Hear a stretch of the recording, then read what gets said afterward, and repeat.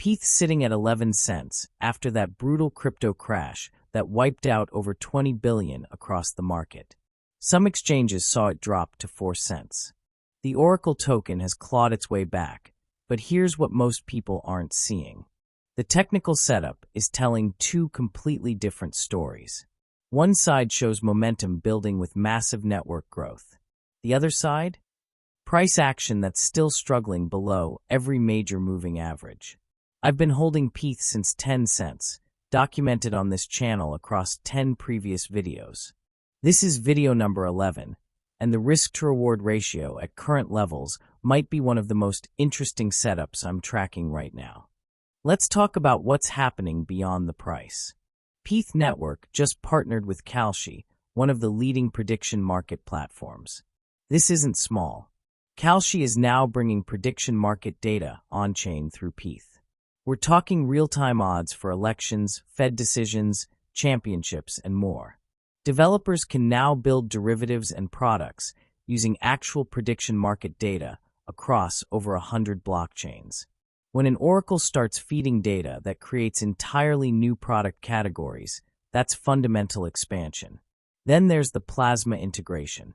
PYTH went live on Plasma, a high-performance Layer 1 built specifically for stablecoin payments with over 8 billion in total value locked. The network is designed for what stablecoins need: zero-fee USDT transfers, custom gas tokens, confidential payment support, and full EVM compatibility. Plasma moves over 250 billion in stablecoin supply monthly. PYTH is now providing institutional-grade price data for that infrastructure. When you position yourself as the data layer for the next wave of global payment systems, you're playing a different game. Let's look at the data. PYTH is currently the fourth-ranked oracle by total value secured, sitting at nearly $8 billion protecting 288 protocols.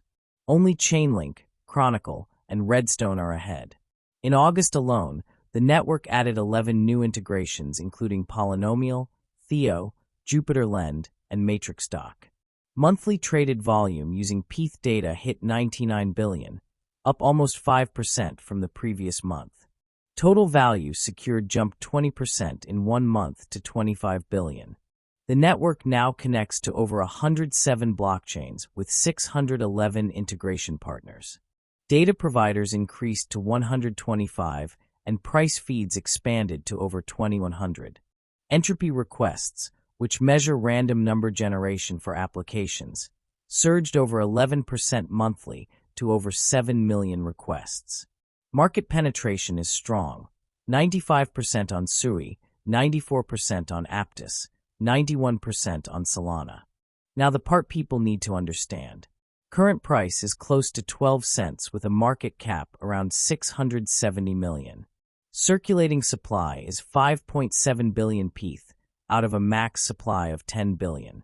That means 57% of tokens are unlocked, and emissions continue through 2027 based on the vesting schedule. This isn't a low-float situation. More tokens will enter circulation, which creates ongoing selling pressure regardless of how strong the fundamentals look. Here's where it gets technical. PYTH is trading at 11 cents on the weekly time frame. I anchored a Fibonacci retracement from the December 2024 top at 55 cents down to the April low at 8 cents. The 618 Fibonacci level sits at 37 cents. That's a key resistance zone where price would need to reclaim for any serious bullish continuation.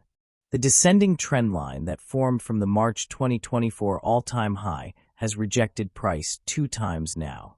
December 2024, and most recently in August. After the massive liquidation event that took PYTH to 4 cents on some exchanges, price has bounced back quickly, which shows some strength and liquidity absorption at lower levels. But here's the problem. Price is still below all the exponential moving averages on this chart. The 10 and 21 EMAs in blue, the 55 EMA in purple, and the 100 EMA in yellow at 33 cents. When price can't get above these moving averages, it tells you the trend is not bullish yet. It's in recovery mode, not expansion mode. The Fibonacci RSI indicator is crossing into bearish territory, printing its fourth consecutive red candle. That's momentum rolling over, even as price tries to stabilize. The visible range volume profile shows the point of control at 16 cents. Think of it as a magnet. Price tends to gravitate toward high-volume areas, and 16 cents is where the most trading activity has occurred in this range. For anyone looking to start a position or add to an existing one, my accumulation zone is marked between 9 cents and 13 cents. That's the green box on the chart. We're right in that range now. The risk-to-reward setup is compelling if you can handle the volatility. My stop loss for a short-term trade would be a weekly close below 8 cents. That's the red dashed line. If price closes below that level, the structure breaks and you'd want to be out. For my long-term position, I'm already holding from around 10 cents. If we do break below 8 cents on a weekly close, I'd look to reaccumulate around 6 cents for the bigger picture hold. I believe in the Oracle narrative and what PYTH is building. Sometimes you have to ride out the noise. My take-profit zones are at 19 cents, 25, 35, 55, 80 cents, and $1.30. I trim 20% at the first target, then trail my stop-loss up as each target gets hit. First target hit, stop moves to entry. Second target hit, stop moves to target 1. This way, once you hit that first level, you're in a risk-free trade. Let's be honest about where we are. The fundamentals are improving. Network activity is expanding. Real partnerships are being announced. But price action is still weak. PYTH hasn't proven it can hold above resistance or reclaim those moving averages. If you're in this token, you might still be underwater depending on your entry. That's the reality for a lot of people right now. I see this as an opportunity because the network is doing what it needs to do while price is lagging. That disconnect doesn't last forever.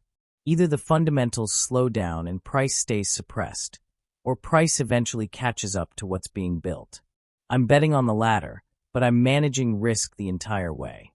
The Oracle space is critical infrastructure for DeFi, and PYTH is positioning itself across major ecosystems. When you're securing $8 billion in value, feeding data to hundreds of protocols, and expanding into prediction markets and stablecoin infrastructure, you're building something that has staying power. I'm holding my position with a plan to manage risk and take profits at predetermined levels.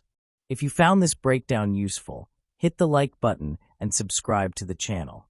Join my free Telegram group as well. Link is in the pinned comment below. And if you want to see how I got into this trade and my previous analysis, check out my last 2 PYTH videos on screen now. Never financial advice. See you in the next one.